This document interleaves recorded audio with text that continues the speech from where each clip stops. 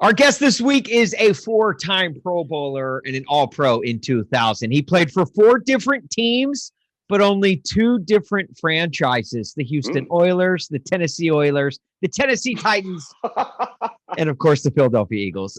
He is a member of the 2018 class of the Tennessee Pro Sports Hall of Fame. You can hear him daily on the radio on 104.5 The Zone in Nashville, every weekday on Blaine and Mickey from 1 to 3. Follow him on Twitter as well at Bishop23. He's number 23 in your program, but number 1 in this podcast's heart. He is a returning member of our family tree. He is Uncle Blaine Elwood Bishop III. Blaine, how are you, man?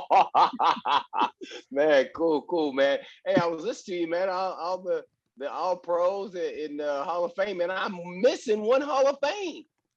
Can you guess which one it is? Oh, I love this game. Okay. I'm gonna say you won't get it. Hugh. No. Titans Up Podcast Hall of Fame. That is true. I forgot you were inducted last summer. Yeah. Yeah, Blaine, we're happy to have you, man. Appreciate it. You definitely are a Hall of Famer to us. But, Hall of Famer without a doubt. That is. Since that doesn't even exist, maybe we should start, having it all put together, man. Come on. Right. Instead of a gold jacket, it's just a two-tone blue jacket that you get to wear. That'd be pretty cool. Yeah. Every time you have a guest, they got to wear a jacket, get their size and everything. Yeah, right. Hey, so the NFL playoffs start this weekend. We got Super Wild Card weekend. The Titans won't be playing in it. Just from an outside perspective, there's a lot of buzz. Everyone's got their Super Bowl favorites. How come nobody's picking the Titans right now? Man, you know what? I don't even know the answer. And because if I'm watching, and I'm not a homer, I know everybody knows I try to keep it real and what I really feel and see. And that is, I don't think any of the teams want to play the freaking Titans. No way. To be honest. So I don't know why people, it's not, their style isn't sexy. It's kind of old school with playing great defense and running the football, being efficient with the quarterback throwing the football. And I think that's why, we have, hardly any Pro Bowlers, no MVP guys and all that. King was hurt. And then so I just think it's just easy to go down the road of Mahomes, in the AFC to the high-powered, Bills, Bengals, all the offensive, type teams. And so it's really surprising because they earned it on the field. And that's what I love about sports. People can talk all they want about, they like this team, Mahomes. Well, Mahomes don't look like Mahomes like he did, 2 years ago. He's not playing the same either. And they got the number 1 seed, and they beat the Chiefs and Bills in the regular season. So they earned it. That's what I love about sports. They earned it. And now the whole nother new season starts with the playoffs beginning. They got to bye because they earned it, number 1 seed. And so now they have to start a new season over when they play and just continue to earn where they deserve to be. So hopefully they'll have the football gods on and helping them out as well as they play their best. And sometimes playing your best mean you win. Yeah, so we shall see. I think that's a great point. It's like the Titans aren't the sexy pick because it's like, yeah, you're right. Like every other team has something sexy about them. The Joe Burrow, the Patrick Mahomes, the Josh Allen. And those are the kind of players that are going to grab the attention. Really, the sexiest piece of the Titans has been on the shelf for the last 10 weeks with Derrick Henry. And so, even at the quarterback position, Ryan Tannehill, we know in Nashville how great he's been and how reliable he's been. But really, all people think about when they think of Ryan Tannehill is the 7 years that he had in Miami where he was mediocre at best. And so really it's essentially like driving a Toyota Corolla, it may has a lot of miles on it, but it's reliable. It's going to get you from point A to point B. It's not the Maserati. It's not going to turn heads in the parking lot of the mall. It's not the Corvette. And that's what I feel like the difference is between the Titans and literally every other team in the AFC. Yeah, and I would add to that. You're right on point. It's just in football terms. I mean, they have the recipes that in the history of the National Football League, it works in the playoffs. And that is running the football, very good on defense and being efficient at quarterback. So if they can continue to accomplish that, let alone they've done it mostly without, a Hall of Famer, and he still got some juice in the tank. So we shall see if this is the difference maker. And I really feel like I wasn't really big on the trade, but in that Julio was going to have that impact in the regular season. Not so because he was getting injured, but because history tells you a receiver can't change and help you win more games than you lose. But one thing about Julio, when they double AJ Brown and Corey Davis was standing on the sidelines, hopefully if Julio is healthy, the guys are going to play great defense in the NFL and in the playoffs. I bet money on that he wins that one-on-one battle more often than not. Now, Blaine, I feel like obviously the playoffs is such a crapshoot. They say any given Sunday. Well, that's even heightened a million times more in the playoffs. And last year, I think we saw it more like I guess more so than not, because last year when the Titans in the Super Wild Card Weekend, which I'm going to call it the Super Wild Card Weekend, they had a terrible defense, and they had one of the best offenses in the league. They had, I think, that what they finished as the third best offense, but for most of the season, they were the top ranked offense in the league. But when it came down to it on Sunday on Super Wild Card Weekend, the defense actually showed up, pretty much bottled up Lamar Jackson in like all plays, but maybe two, you could say. And then the offense was non-existent.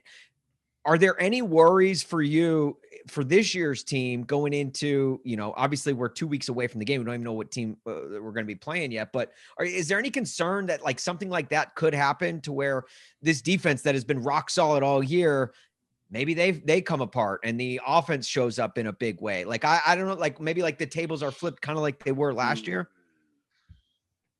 Not anything glaring, but what I can say after watching the Texans game, them spreading the Titans out and throwing it around the yard, it could be a recipe for people say, maybe we should do that. And especially when you're playing some offenses who are more throw happy than running the football. So that potentially could be something.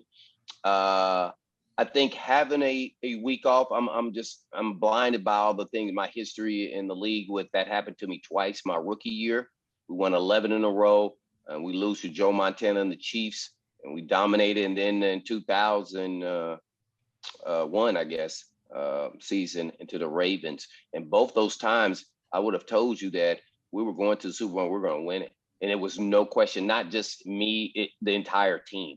It wasn't spoken, but we knew where we were in this league, and we knew we were really good, and we could beat anybody, even sometimes without playing our best. And so, to your point of, hey man, anything can happen in the playoffs. Those things happen, and for whatever reasons, we weren't as sharp with those bye weeks. As much as I wanted that rest, and I felt like it was great, I haven't experienced winning after a bye. Yeah, right. I haven't, and it timing was off, whether it was me individually, until that first quarter gets by, then all of a sudden, because the game is faster, and people say, well, how can it get? Oh, no, these guys are running like their butts was on fire. It's a whole different preseason, regular season, playoffs, all are at different levels of speed. And that it is insane. When I first experienced that, my rookie year, I was like, what the? I didn't even see the number that ran by me. I'm serious. I said, man, that guy could have ear-holed me. He was running a route. I mean, so that's the only thing, not being sharp from a bye, as much as you want to get rest, but you hopefully you're sharp and on top of your game. We're talking about ball security, little bitty things, just you're sharp and you're ready to rock and roll. So that's really it. The Titans have a really, really good all-around, good balanced team. And I think they've won in different manners. So they've shown they can do it. And really, the only thing left to me after Tannehill, I'm going to call it Tannehill miracle in the Texans game, is to see if Tannehill can put the team on his back in the playoffs and win it and win a game, because Tannehill took over the game. Because at some point, that's going to happen. It has to, because they're going to do everything they can stop the king. maybe Julio's not out there part-time and AJ Brown's getting double. So you feel comfortable that we're going, yeah, NWI is a good player and all, but Tannehill's got to get done. Now Tannehill got to throw it to him. So I think that is the only thing that I have, another thing that's reservation, but I'm a Tannehill guy. I liked him when we first got him. The Miami media, every time I go in there, they laugh at me all the time. Yeah, right. Because I keep telling them that, hey, man, when he's here, he's done a great job. This is the first time he's had some hiccups this season. And I said it in the preseason. I said, man, he's throwing a lot of interceptions. Oh, it's okay. No, it's not okay. In sports, it's about what you do. He's throwing interceptions. He's throwing them for a reason. So stop that. Don't. He needs to throw the ball away. And so he kind of continued that this season. It's the only time, and he's kind of got the reservation back on the wheel here at the end. But that was the only. So yeah, that's it. I have no reservation at any position. Even pass protection, they've gotten a little bit better. If you start playing some of these elite teams with some elite pass rushers, that could be a concern, but nothing just overly. We got the coach of the year, whether he gets the award or not. He was the best coach this season, and his staff were playing all those players. So I really think they got a great shot. I think they've kind of covered themselves at every position. I even might have picked up Shaq Lawson, and maybe even I didn't even play him this week just to have him on my roster. GM Bishop here. Yeah, right. As a former player, is the rest versus rust debate, is that a real thing, or is that just something that the media came up with? As players, do you feel that when you have the bye week? Because obviously the bye week is not it has not favored the Titans very well. Every time they've had that bye, they've either lost or in 08, yeah. Yeah, and I think maybe once they advanced to the AFC Championship, but for the most part, it's been one and done, and the rust has been proven to be a real thing for the Titans. But is that a real thing as players? Do you feel that when you're going out there, man, taking that week off really I don't know, kind of pulled me back a little bit? No, you actually don't feel it as a player. You feel like that rest and not playing in a game, because you're probably still practicing maybe 3 days of the week, and you better push yourself to practice hard, because if you don't, that layoff time will really impact you in the game. So I think players don't think that way. I think they think the rest was most important. And when you get out there, maybe you're a smidgen off on your time in that first quarter. But if you were practicing hard and going through it all at practice, I think your sharpness comes right back. I mean, pretty quick. So no, I don't think the media made it up, but I think they're basing it off of, teams don't win, and all of a sudden your first thing you think is, man, they were just rusty. Man, they fumbled the ball. They ball security. They drop ball. I mean, just those little things, missed blocks. They just weren't sharp. So I think they say rust, and some part of it is. It's just a matter of, that's why I keep bringing up. If you're gonna have a bye, make sure you're sharp and get it back quickly. So they must practice really hard as though they are preparing to play in a game, even if they're just working on the fundamentals and I think Vrabel said, work on their own individual, things that they need to improve on. Well, at the same time, I'm also trying to make sure I'm running around, doing my footwork correctly, make sure I'm lining up to make tackles, make sure I got my footwork for pass protection. All those little things, fundamentals, really carry you at this point in time. So, yeah, I don't know. I just hope I don't see rust. I want to see them play their best, and if they get beat, sometimes, the ball just doesn't bounce your way. Blaine, how much of an advantage is it to have a coach like Vrabel, who played on some of those really dominant Patriots teams who oftentimes found themselves with a bye in the first round? He knows what that week is going to be like, and he knows how to kind of get his guys ready, and he's seen from a firsthand perspective what it takes to have that team ready to go the following week after their bye. Do you think that's any advantage at all? That could be. I wish I could be in a locker room with someone who had that kind of knowledge, especially learning from the best in Belichick and being and experiencing and seeing it daily. So I'm thinking that's an advantage. He's been 8-0 after a bye week. I know those all weren't, it was in a regular season, wasn't in a playoff game, but still it shows preparation. He understands it. You got to lean on something. So I would say that would be something that you hopefully as a player that you feel like you're comfortable that he'll have you prepared in the utmost. He seems like a very detail oriented, head coach, just like he was as a player. which I resonate with, because when you're an athlete, maybe you feel like you're not quite the athletic guy as some of the elite, or, you're not as sharp. So you technically sound, you're smarter, and you play that way. And I think that's what Vrabel is. And that's what he was as a player. And I think that's what he is as a coach. You've also you talked about earlier, the speed of the game in the playoffs is just a tick above what it was in the regular season. Mm-hmm. Well, the Titans divisional round opponent's going to be one of 4 teams. And on 3 of those teams, there's a quarterback who's never played in the playoffs before. The one team that has a quarterback with playoff experience is the Steelers, and 39-year-old Big Ben, who has the mobility of the lampshade, I don't think will be able to get past the Chiefs. But which teams are you circling? Don't sleep on lampshades now. There's some lampshades that can move. Lampshades can get around. You're right. Yeah. I got one right here. It's moving pretty fast. It's not going to be very far away from you from where it is now towards the end of the podcast. But is there a team or maybe 2 teams that you're circling that you say, man, if the Titans were able to match up against these guys in the divisional round, I would really think they have a huge advantage here, and not an easy path, because nothing comes easy in the playoffs, but a favorable path to the AFC Championship game? Man, that's a tough one there. I was always big, on me personally, on playing teams I was familiar with.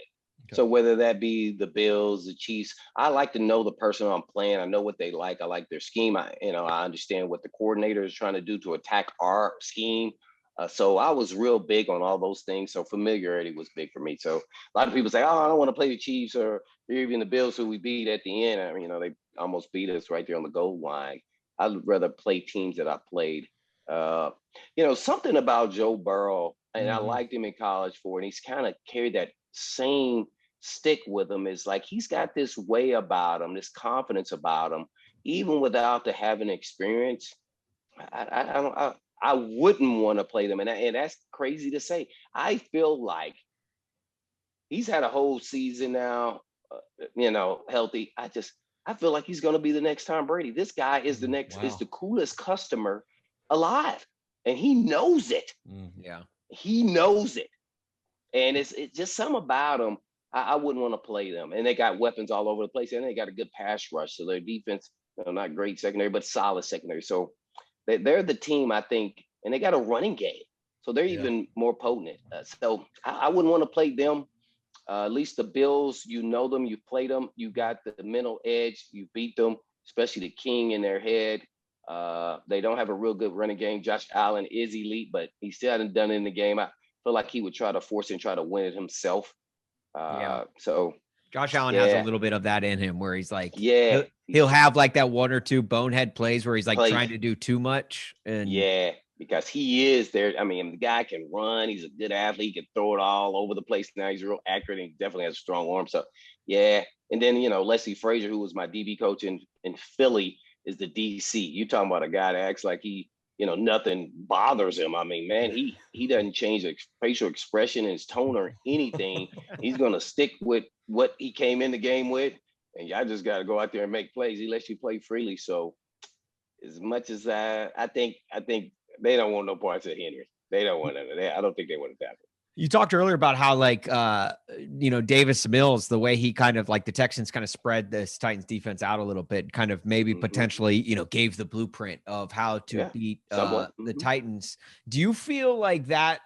Because I was actually thinking about that during the game, or I guess shortly after the game on Sunday. I was like, man, I like that the Titans won the game, because that's obviously the most important, but I did not like how the Texans were kind of tearing them up with Danny Amendola, 36-year-old Danny Amendola. Oh my gosh. That to me was like a little worrisome.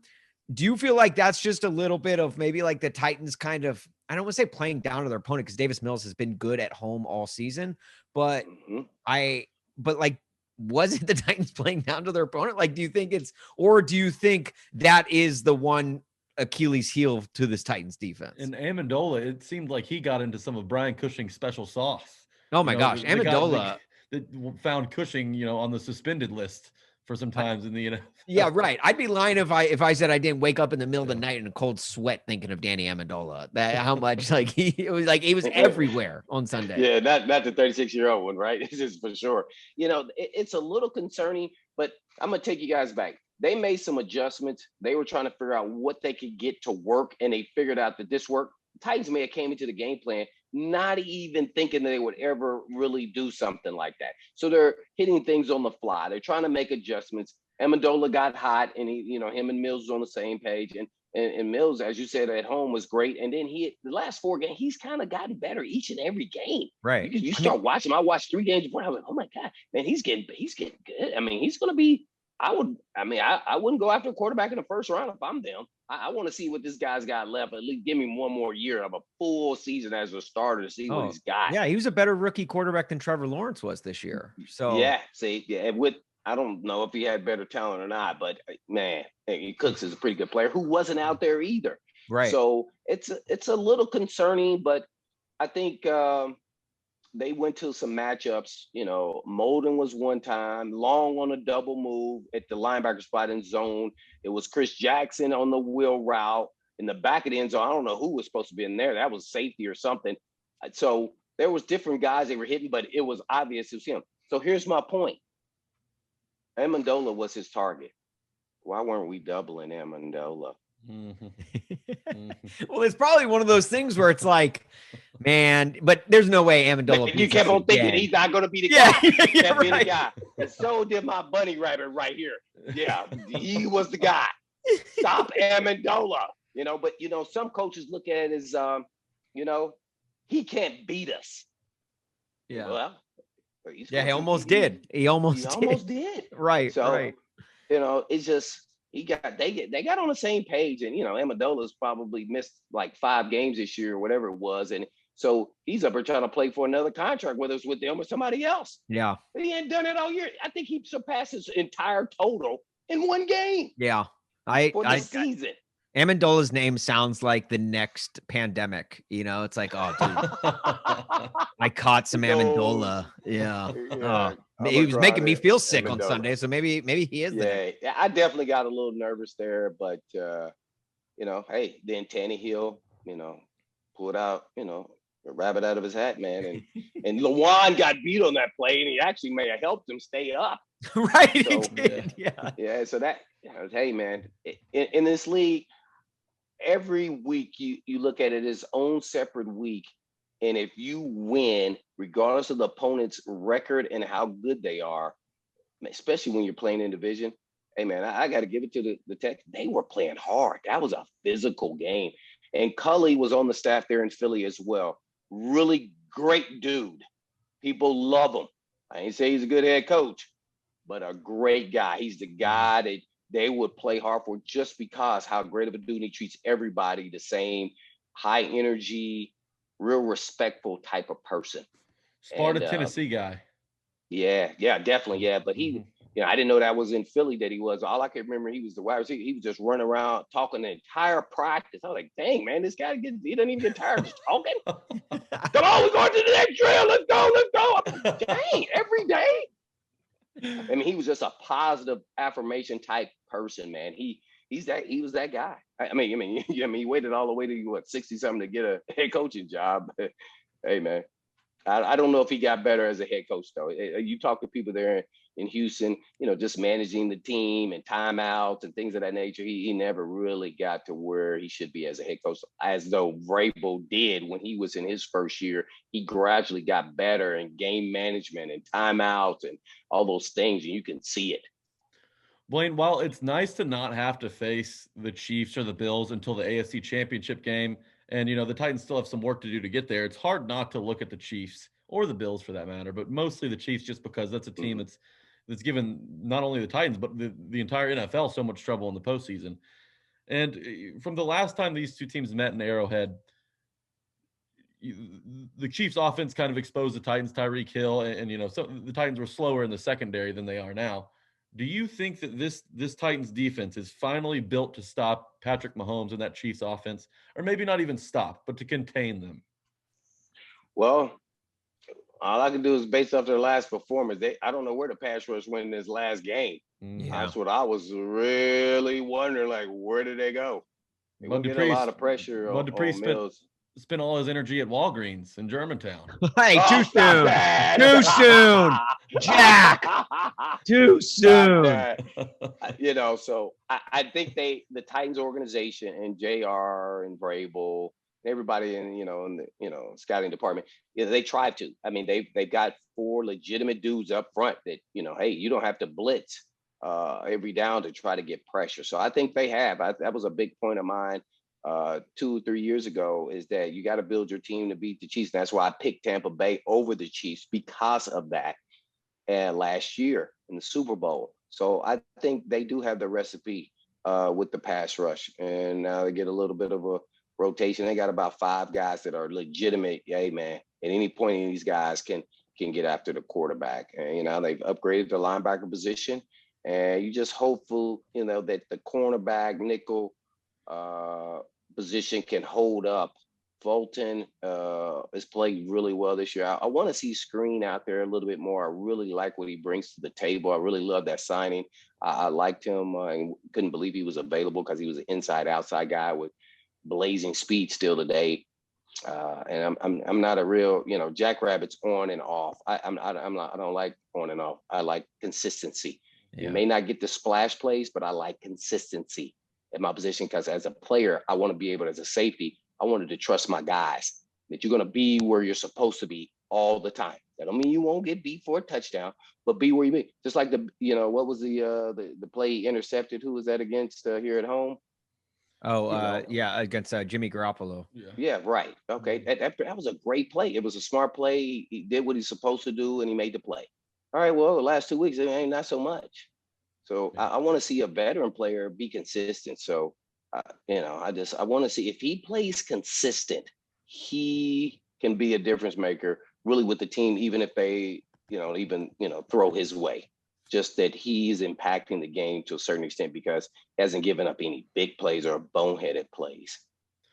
Blaine, in the matchups this weekend, there's 3 games in the AFC. I want to know what your thoughts are. Is there an upset in the cards this weekend? It's the Chiefs are hosting the Steelers. Then you have the Bengals hosting the Raiders and the Bills hosting the Patriots. Any of those top 3 teams get knocked off this weekend? Man, you know what? The history tells you there's always upsets. But right. When you just told me the lineup, I feel like there's no, I think the Bills are going to beat the Patriots. The Steelers are definitely not. If they beat the Chiefs, somebody must have put something in their food or something. There's no way if that happened. I mean, that team, I can't even believe they're in the playoffs. And they beat the Titans. I mean, man, the Titans, if they just punt the ball, the Titans win that game and don't throw turnovers, drop the ball, snaps. I mean, when the heck does that happen? 3 fumbles. So that one irritated me as a coach. This is why I'm not coaching. You dropped the snap, man. Are we in kindergarten? Yeah, right. What are we doing here? Come on, we cannot drop the snap. Come on. So I just nah. And I know there's always upsets. You know what? The Raiders potentially, and they could have a hangover, but they still could be riding that high after that huge win. So actually, and that's another, coach I think should be in the conversation for Coach of the Year. Nobody's mentioned him a lot, but I think he should. He got the team to the playoffs. Yeah. So hey. Blaine, I want you to be my therapist here for just a second. I'm gonna come. I'm gonna sit down on your, or I'm gonna lay down. Actually, I'm gonna lay down on your sofa. And does it make me a bad person to, like, obviously, like, everyone has their rooting interests this weekend of like who they would like to see the Titans play in the next week? Does it make me a bad person if I'm solely rooting for injuries? Well, I didn't know where you were going to go with that, but that is not what I thought you were going to say. Injury? So you're hoping somebody gets injured? I mean, look, I'm not hoping for someone to get hurt. I'm just hoping that, like, teams are really banged up when they advance to the divisional round of playoffs. Because I mean, look, I would give you a softball, not the injury. Go, well, maybe somebody gets COVID and they can't play. Yeah, sure, I would have been cool with that. But hey, COVID could kill you. I mean, but a rolled ankle. No, not at this point, right? I hope not. Anyway, not a rolled ankle, you're still guaranteed to survive. If Well, Patrick Mahomes like sprains his ankle this weekend, I wouldn't be upset, and I don't think any Titans fan would be, right? Ah, man, I'm not. Blaine's got a radio show. I mean, look, it's not man, like watch this. I'm 11 surgeries later. Yeah, so yeah, Blaine's like, yeah. Blaine's like, you dick. Don't cheer for injury. Hey, maybe somebody's playing through something that then affected their performance. Yeah, yeah. Look, that's all I'm asking. That's all I'm asking. His kneecap is not in place, so it's kind of just moving around a lot. Right. It's not accurate. Tyreek Hill's got a bruised heel. Yeah, something like that. Yeah, he did it in warm-ups, right? Yeah, he did. Like he did. I feel like there's a lot of people out there that like are that way. They just like no one will admit it, and because I'm just saying. I just think it's like Here we just saw someone that's acting just like you just last week. You know who that person is? This is a la AB ass right there. That's taking off your shoulder pads and throwing it in the stands and just run off the field. You might as well just taking all your pads and everything off and run off with that. Blaine, there are some tremendous character issues on this podcast. So. Oh yeah, for sure, for sure, yeah. Yeah, we're all involved in that one, right? Oh my gosh. All right, Blaine. Look, thank you so much for jumping on with us, man. Oh, last question I wanted to ask you, and this is a real question this time. Not a question about cheering for injuries. I want to know, Blaine, as a player, because you were in both roles. You've entered the playoffs as both the wild card team that no one gave a shot, or no, not. I'm not gonna say no one gave a shot, but like no one even just considered to win the Super Bowl. And then you went in as the number 1 seed, as everyone was like, oh dang, this team, or I think maybe technically you guys were 2 seed, but regardless, when you lost to the Ravens, like both times you've gone in as like the heavy favorite, 13-3 team, or just a team that kind of barely squeaked in as a wild card team. As a player, which do you prefer? Which do you like? Do you like when nobody's kind of giving you a shot, nobody's talking about you, or did you like going in confident, knowing like, oh, hey, game output aside, how did you like going into the playoffs? That's a tough one for me.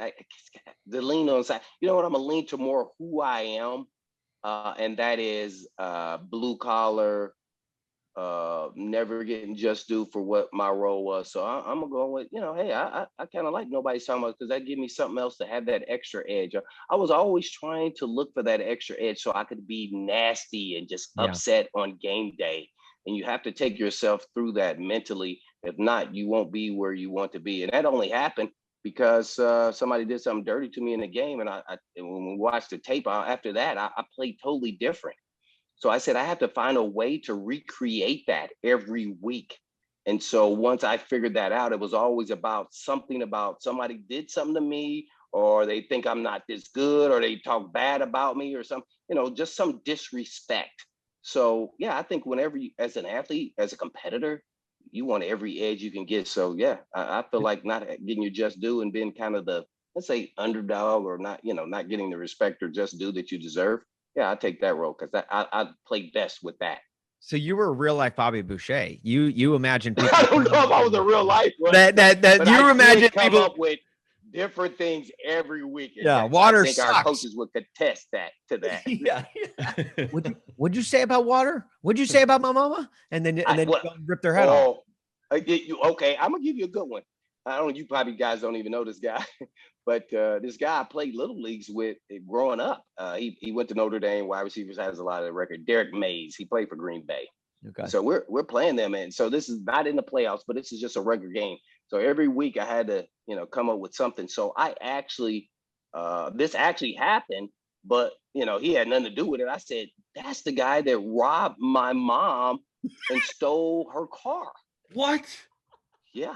So we get in the game and I hit him and I say, yeah, you're gonna make sure you never do that again. Yeah. You're never gonna rob my mother. He's like, what are you talking about?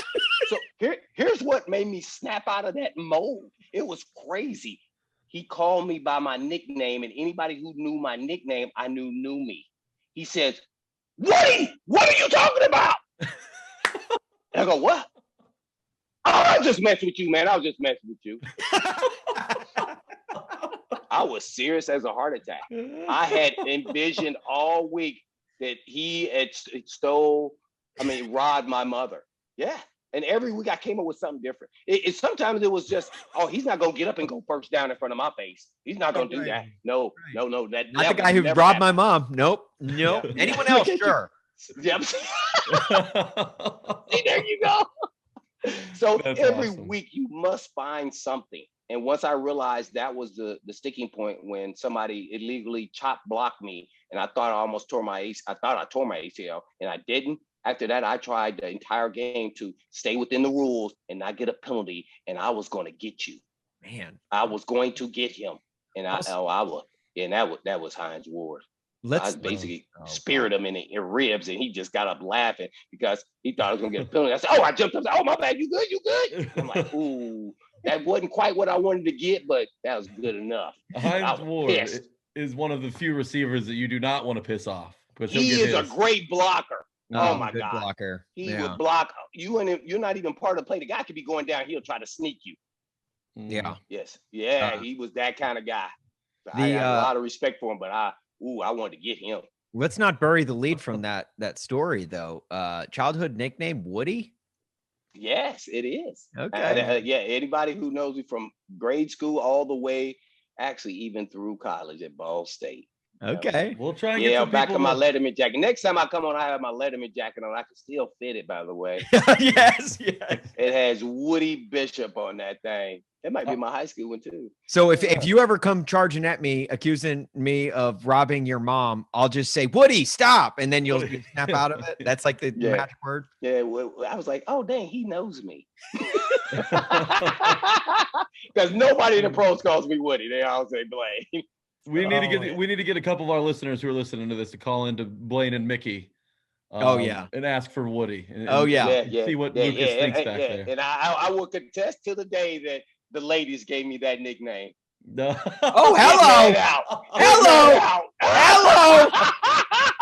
Oh my goodness. Yeah. Blaine there Bishop. we have it, Bang.